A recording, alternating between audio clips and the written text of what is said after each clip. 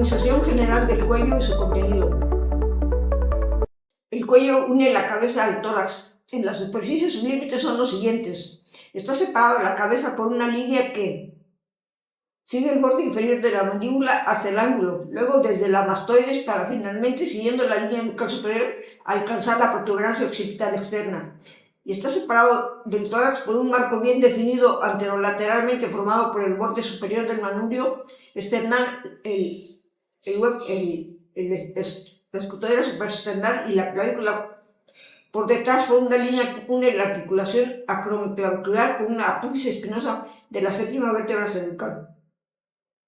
Comunica ampliamente con la región torácica a través de la raíz del cuello, orificio superior del tórax, y con la raíz de la extremidad superior hacia arriba, las zonas de frontera de los espacios profundos de la cara, como el espacio laterofaríngeo y el parotidea o la faringe, son bastante arbitrarias.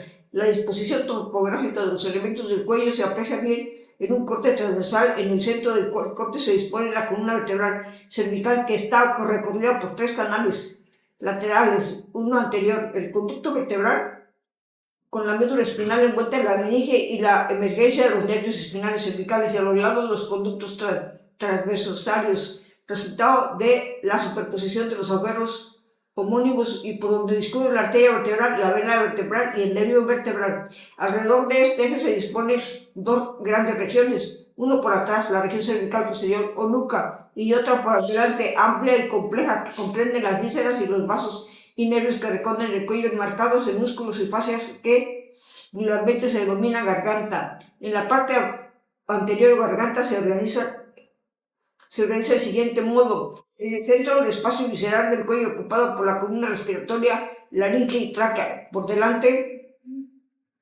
la línea que une la articulación acromioclavicular con la apófisis espinosa de la séptima vértebra cervical. El conducto vertebral con la médula espinal en la parte media, con las meninges y emergencia de los nervios cervicales, y a los lados los conductos transversales, resultados de la superposición de los agujeros homónimos, por donde discurren la arteria vertebral, la vena vertebral y el nervio vertebral. Alrededor de este eje se disponen dos grandes regiones, uno por detrás, la región cervical posterior o nuca, y otra por delante, amplia y compleja, que comprende las vísceras, los vasos y nervios que recorren el cuello, enmarcados en músculos, fascias, y que vulgarmente se denomina garganta. En la parte anterior o garganta se organiza del siguiente modo. En el centro,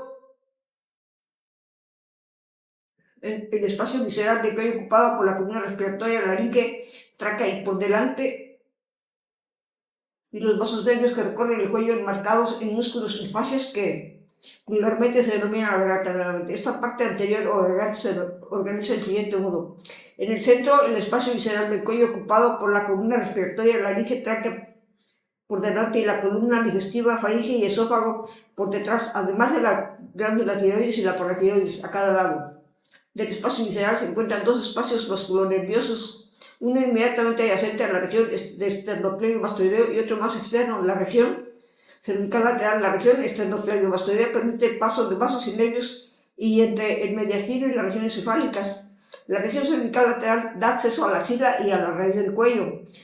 Por delante del espacio visceral se dispone el marco musculoponeurótico que forma el triángulo anterior del cuello, región cervical anterior, en el cual se encuentra el costoidioides y los músculos supra e infraioideos. Por detrás del espacio visceral, separado ante la columna cervical, a este de la columna cervical, se encuentra el plano muscular de la región prevertebral.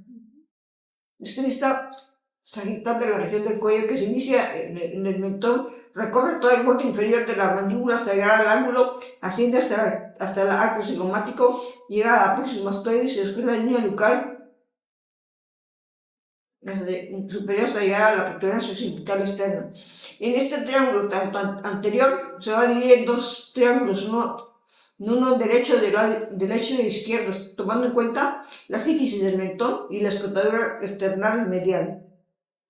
Como límite superior e inferior tenemos el reborde de la clavícula hasta llegar a la articulación esternoclavicular, acromioclavicular. Aquí se van a dibujar varios triángulos. Triángulo cervical anterior, límite lateral superior medial, su subdivisión, como ya vimos. A su vez, cada triángulo se va a dividir en otros subtriángulos. Esta es su división.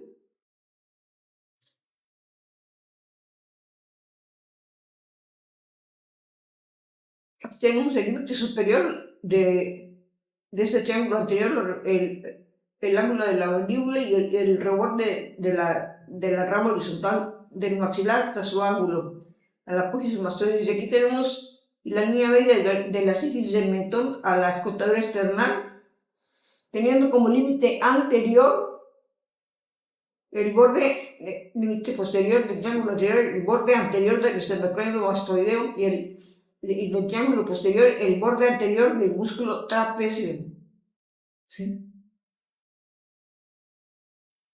El triángulo submandibular, en que se encuentra el borde inferior de la mandíbula, el borde inferior de la mandíbula, el diente anterior y posterior del músculo digástrico, en el fondo el milioideo. Y vamos a bajar la glándula submandibular,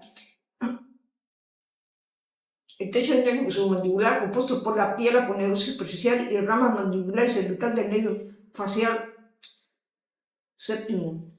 La rama mandibular, la rama de la división cervicofacial, formará las habacas nerviosas. La rama cervical, rama descendente, inerva el platisma y anastomosa con el nervio cutáneo, anterior a la arteria y vena facial, y se une a la rama de la mandíbula y une a los músculos del labio inferior.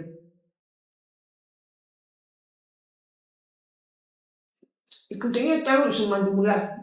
De lo superficial a lo profundo presenta la vena facial anterior y posterior, parte de la arteria facial de la carótida externa, rama submentoniana de la arteria facial, la capa superficial de la aponeurosis submaxilar, desdoblamiento de la aponeurosis cervical profunda, ganglios linfáticos, la cara profunda de la aponeurosis submaxilar, aponeurosis cervical profunda, el nervio hipogloso. Las venas faciales anterior y posterior delante de la glándula submaxilar y se unen en el ángulo de la mandíbula para formar la vena facial común. La yugular externa, la arteria facial penetra en el triángulo submandibular.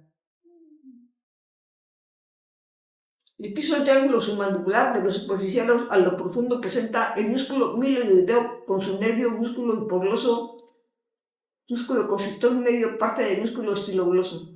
El músculo milioideo forma diafragma del piso de la boca, se inserta en el dioides y se relaciona con nervio lingual e hipogloso.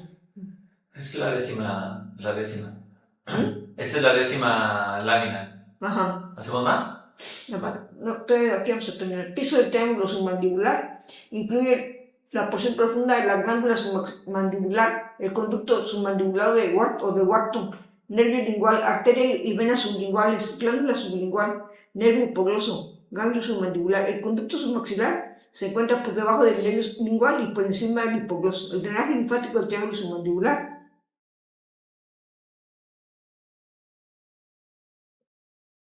Los límites son el vientre anterior del músculo digástrico, el hueso dioides, la línea media. El piso, el músculo milioideo. Techo piel aponeurosa superficial. Los ganglios linfáticos del triángulo submentoniano reciben linfa de la piel de la barba, los labios inferiores y piso de la boca junto del punto de la lengua. Envían su linfa a las cadenas de los ganglios submandibular y yugular.